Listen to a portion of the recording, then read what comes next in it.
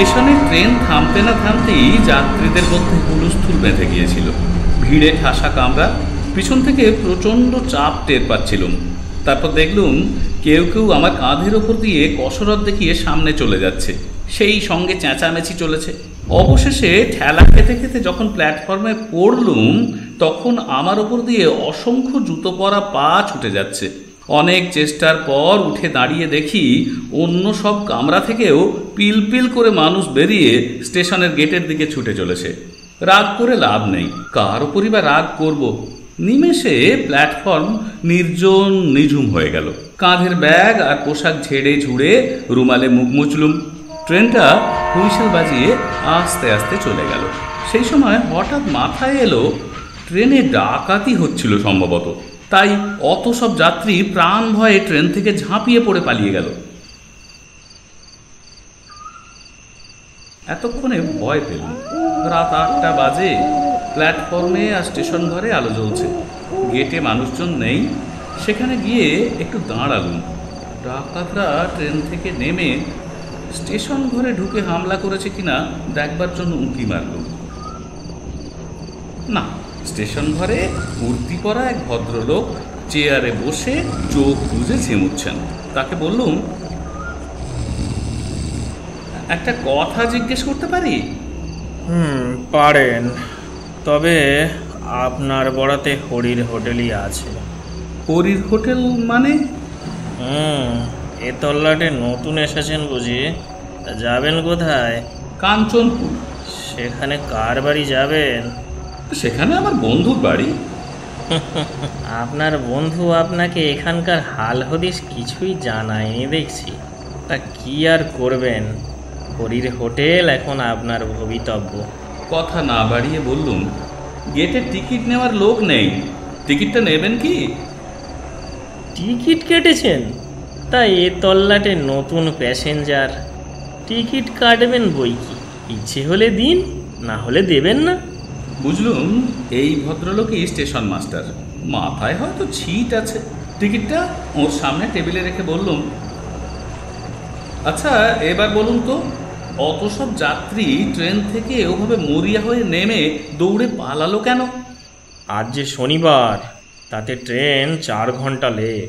বুঝলুম না। বুঝতে পারবেন, গেট পেরিয়ে নিচের চত্বরে যান।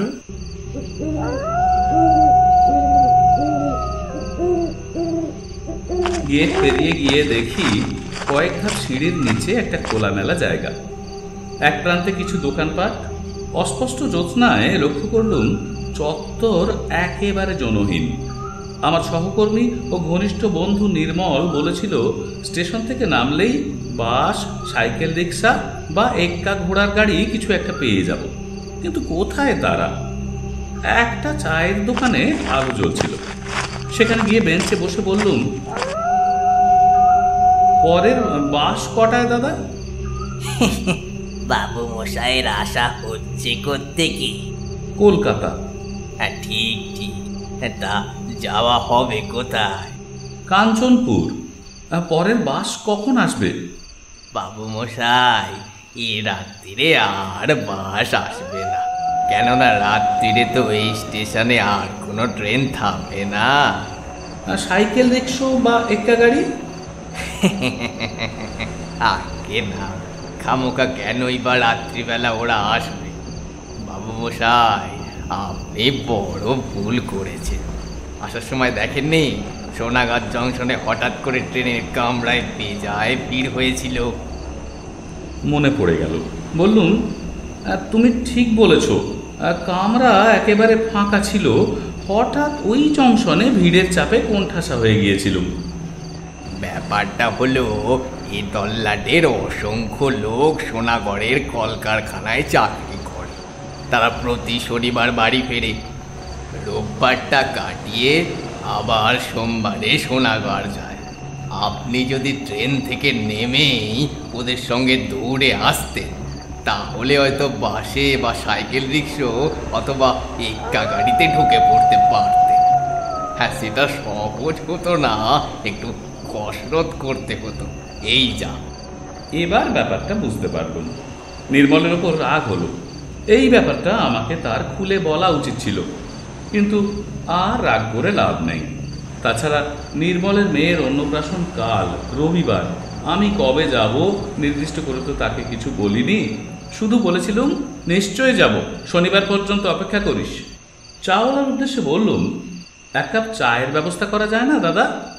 না বাবু মশাই, উনুনে আমার রাতের রান্না শেষ করে জল ঢেলে দিয়েছি, আর চা করার কোনো উপায় নেই। আচ্ছা, এখানে হরির হোটেলটা কোথায়?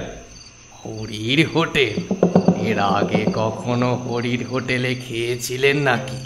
না, আমি এই প্রথম এখানে আসছি। হরির হোটেলের কথা স্টেশন মাস্টারের মুখেই শুনলুম।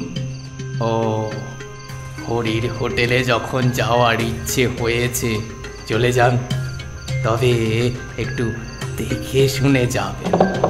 বলে চাওলা আমার মুখের সামনেই দোকানের ছাপ ফেলে দিল। এখানে দেখছি সবই অদ্ভুত, লোকজনও অদ্ভুত। হরির হোটেলে যেতে দেখে শুনে যাব কেন? কিছু বোঝা গেল না।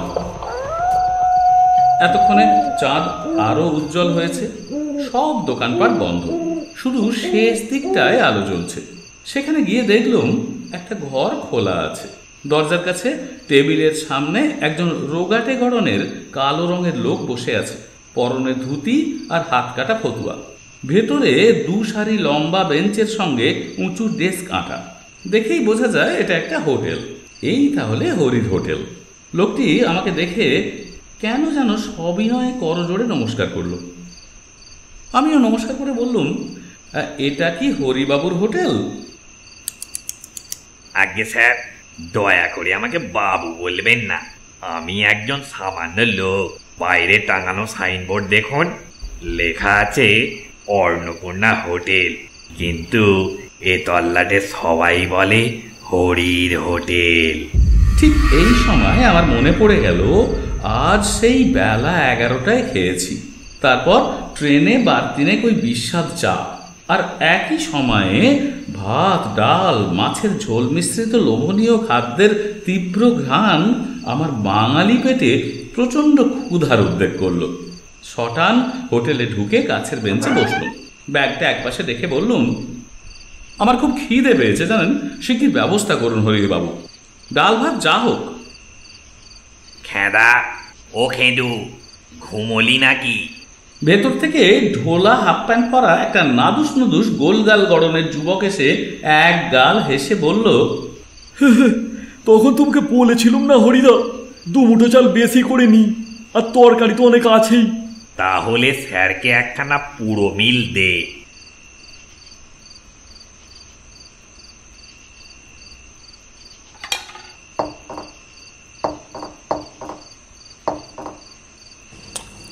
কিছুক্ষণের মধ্যে গোগ্রাসে এক থালা ভাত, ডাল, তরকারি, মাছ পরম তৃপ্তিতে খেয়ে ঢেকুর উঠল। হাত মুখ ধুয়ে এবং মুছে বললুম, অপূর্ব, খাসা আপনার হোটেলের রান্না, খেয়ে এমন তৃপ্তি জীবনে পাইনি। অথচ ব্যাটার ছেলেরা আমার হোটেলের বদনাম রটায়। কি আর বলবো স্যার, আমার নামে থানায় পুলিশের কাছে নালিশ পর্যন্ত করেছিল। যাকগে সেসব কথা, আপনি আমার অতিথি, আপনার কাছে দাম নেব না। কিছুতেই হরি মিলের দাম নিল না। অবশেষে বললুম, ঠিক আছে, তাহলে আমাকে রাত্রে থাকার জন্য একটা ঘর ভাড়া দিন। ঘর তো নেই স্যার, আমার হোটেল শুধু খাওয়ার হোটেল, এখানে থাকার ব্যবস্থা নেই। আমি আর খেদা ওপরের ঘরে রাত্রির কাটাই। নিচে কি থাকবার জো আছে? নানা উপদ্রবের চোটে অস্থির হতে হবে। কি উপদ্রব হরিবাবু?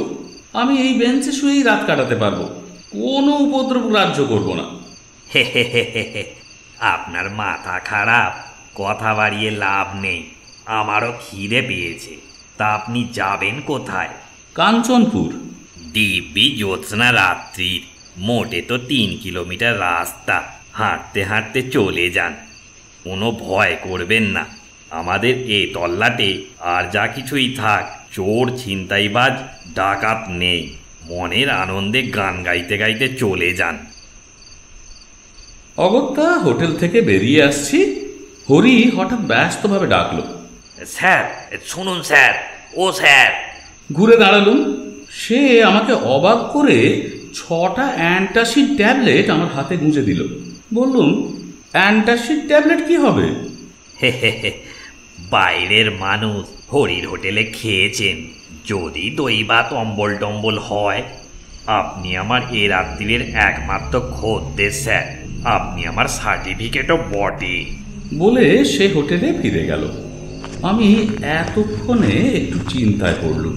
খেতে তো সবই সুস্বাদু মনে হচ্ছিল, তাই খেয়েছিও প্রচুর। প্যান্টের বেল্ট ঢিলে করে দিতে হয়েছে, কিন্তু অ্যান্টাসিড কেন? দুধারে মাঠ, নির্জন পিচ রাস্তায় গুনগুন করে সত্যিই মনের আনন্দে গান গাইতে গাইতে হাঁটছিলুম। লা লা লা লা লা, লা লা লা লা লা, লা লা লা লা লা, লা লা লা লা। জ্যোৎস্নায় চারিদিক বেশ স্পষ্ট। কিছু চলার পর মনে হলো পেট বেজায় ওজনদার হয়ে উঠছে। তখন 2টো অ্যান্টাসিড ট্যাবলেট মুখে পুরে চুষতে থাকলুম। আরও কিছু দূর হাঁটার পর পেটের ওজন কমেছে মনে হলো।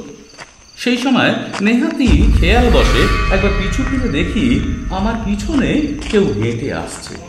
একজন সঙ্গী পাওয়া গেল, এই ভেবে দাঁড়িয়ে গেলুম। অমনি সেই লোকটাও দাঁড়িয়ে গেল। বললুম, কে?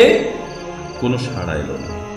একটু ভয় পেলুম, ছিনতাইবাজ বা ডাকাত নয়তো। চলার গতি বাড়ালো। তারপর এক অদ্ভুত ঘটনা লক্ষ্য করলুম। যতবার পিছনে তাকাচ্ছি দেখছি জ্যোৎস্নায় কালো রঙের মূর্তির সংখ্যা বেড়ে যাচ্ছে। রাস্তার দুপাশের মাঠ থেকে একজন দুজন করে আরও লোক এসে সেই ছায়া মিছিলকে বাড়িয়ে তুলছে। অবশেষে ঘুরে দাঁড়িয়ে চেঁচামেচি করে বললুম, এই তোমরা যেই হও, আমার কাছে ডাকাতি করার মতো মাল করি নেই। বন্ধুর মেয়ের অন্নপ্রাশনে উপহার দিতে কিছু পুতুল আর জামা কিনেছি। নগদ টাকা কড়ি যা আছে তা তোমরা কেড়ে নিয়ে ভাগাভাগি করলে তোমাদের প্রত্যেকের একটা আধুলির বেশি ভাগে জুটবে না। কাজেই তোমরা কেটে পড়ো। আশ্চর্য ব্যাপার, কালো কালো মানুষের দল স্থির দাঁড়িয়ে আছে। তারপর আবার কিছুটা হেঁটে গিয়ে ঘুরে দেখি তারা সমান দূরত্বে আমাকে অনুসরণ করছে। এরা কারা? অজানা ত্রাসে শিউরে উঠলুম। সাহস দেখিয়ে খুব চেঁচিয়ে বললুম, সাবধান, আমার কাছে রিভলভার আছে, আমি কিন্তু পুলিশের লোক, গুলি করে মুন্ডু উড়িয়ে দেব। কিন্তু এই হুমকিতেও কাজ হলো না। আমি যত দ্রুত হাঁটছি তারা একই দূরত্বে নিঃশব্দে হেঁটে আসছে। আমি থমকে দাঁড়ালে তারাও দাঁড়িয়ে যাচ্ছে। এই অদ্ভুত মায়াকালো মিছিল পিছনে নিয়ে হেঁটে চলা সহজ ছিল না। আমার গলা তৃষ্ণায় শুকিয়ে গেছে, সঙ্গে জলের বোতলও নেই, এমনকি একটা টর্চও আনিনি। আতঙ্কে দিশেহারা হয়ে আমি দৌড়তে শুরু করলুম। দৌড়তে দৌড়তে যতবার পিছন ফিরে তাকাচ্ছি সেই বিভীষিকারা আমাকে অনুসরণ করছে। কিছুক্ষণ পরে সামনে ঘন কালো গাছপালার ফাঁকে রাস্তার ধারে একটা মন্দির দেখতে পেলুম। মন্দিরের উঁচু খোলা চত্বরে কারা যেন বসে কথা বলছিল। আমি দৌড়ে গিয়ে সেখানে দাঁড়াতেই লোকগুলো হৈ হৈ করে উঠল। কে কে? আমি আমি কে? আমি কলকাতা থেকে আসছি, যাব কাঞ্চনপুর। বাস ফেল করে বড় বিপদে পড়েছি। তাই বলুন, তা বিপদটা কি? একদল কালো কালো লোক আমাকে ফলো করে আসছে। সর্বনাশ! আপনি কি হরির হোটেলে খেয়েছেন? খেয়েছি, বড্ড খিদে পেয়েছিল। অমনি আবার হইচই পড়ে গেল। ওরে, এ হরির হোটেলে খেয়েছে রে, কি সর্বনাশ! আবার একা নয়, সঙ্গে হরির হোটেলে খাওয়া পুরো দলটাকে সঙ্গে নিয়ে আমাদের গাঁয়ে এসেছে। পালা পালা সবাই!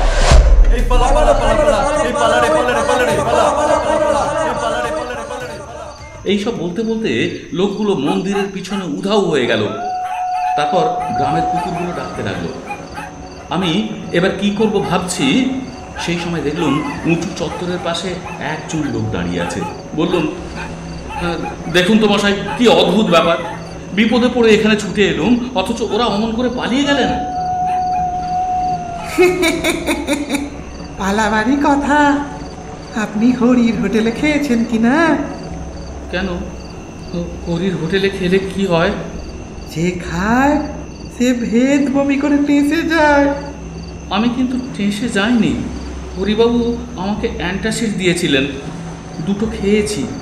দুটোতে কাজ হয় না মশাই। এখন আপনার পেটে হরির হোটেলের ভাত আছে তো, তারই গন্ধে যত গন্ডগোল বেঁধেছে। কারা আপনাকে ফলো করেছে বলছিলেন যেন? হ্যাঁ, একজন দুজন করে অন্তত 30-40 জন হবে।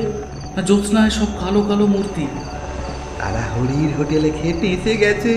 কথায় বলে স্বভাব যায় না বলে। হরির রান্নাটা যে সুস্বাদু, এই লোভে পড়ে পেট পুড়ে খেলেই কেলেঙ্কারি। ওরা ভেদ বমি করে টেসে গিয়েছে বটে, কিন্তু লোভটা যায়নি।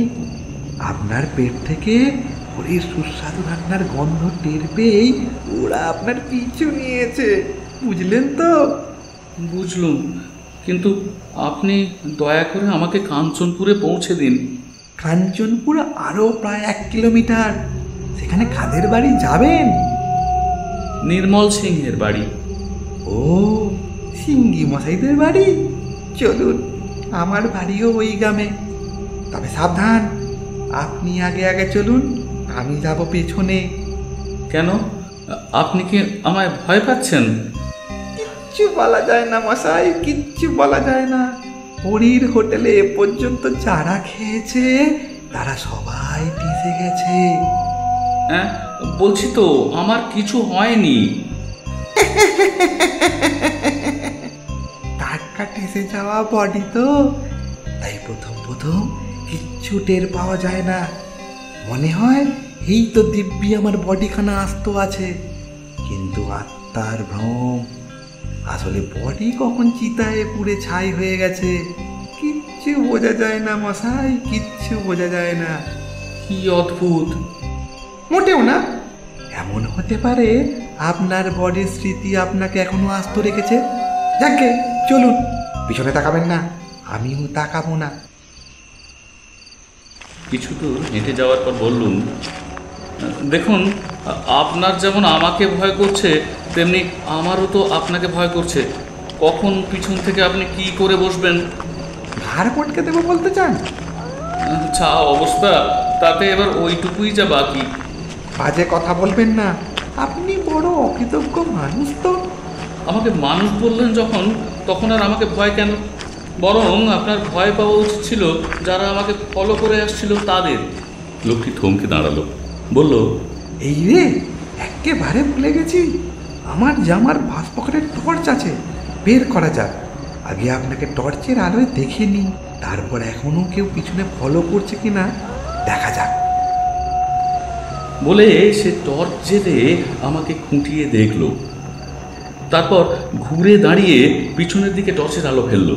কয়েক মুহূর্তের জন্য সেই আলোয় দেখলুম এক দঙ্গল আস্ত কঙ্কাল ছিটকে দুধারের গাছপালার মধ্যে লুকিয়ে পড়ল। আর লোকটাও সেই দৃশ্য দেখে প্রচণ্ড বেগে দৌড়ে কোথাও উধাও হয়ে গেল। আমার সৌভাগ্য তার হাত থেকে জ্বলন্ত টর্চটা ছিটকে পড়েছিল। সেটা কুড়িয়ে নিয়ে এবার আমি নির্ভয়ে হেঁটে চললুম। মাঝে মাঝে পিছু ফিরে টর্চের আলো ফেলছিলাম, কিন্তু আর কেউ আমাকে অনুসরণ করছিল না। বেশ কিছুক্ষণ চলার পর রাস্তার বাঁকের মুখে মোটরসাইকেলের উজ্জ্বল আলো দেখা গেল। তারপর মোটরসাইকেলটা আমারই কাছে এসে থেমে গেল। নির্মলে সাড়া পেলুম। যা ভেবেছিলুম এতক্ষণ পর্যন্ত অপেক্ষা করে হঠাৎ মনে পড়ে গিয়েছিল আজ তো শনিবার, টুটু কি অত ভিড়ের মধ্যে বাসে উঠতে পারবে? হ্যাঁ রে, হেঁটে আসতে কোনো অসুবিধা হয়নি তো? আয়, ব্যাক সিটে বস। দোষটা আমারই, বুঝলি? মোটরসাইকেলের ব্যাক সিটে চুপচাপ উঠে বসলুম। যা ধকল গেছে, এখন আর কোনো কথা নয়। না, পরেও আর কোনো কথা নয়। এমনকি হরির হোটেলে খাওয়ার কথাও চেপে যাব। হরির দেওয়া অ্যান্টাসিডের ট্যাবলেট দেখিয়ে বলবো রাতে কিছু খাবো না, পেটের অবস্থা ভালো না। তাছাড়া আমি হরির হোটেলে খেয়ে এসেছি শুনলে নির্মল নির্ঘাত আমাকে ফেলে পালানোর চেষ্টা করবে। তার মানে মোটরসাইকেলের অ্যাক্সিডেন্ট এবং আমি নিজেই ভূত হয়ে যাব, সর্বনাশ। শুধু একটাই ভাবনা, হরির হোটেলের ভাত যতক্ষণ না পুরো হজম হচ্ছে ততক্ষণ কি নির্মলের বাড়ির আনাচে কানাচে সেই ছায়া কালো কালো মিছিলের মূর্তিগুলো গন্ধ শুকতে শুকতে কুরকুর করে বেড়াবে? দেখা যাক।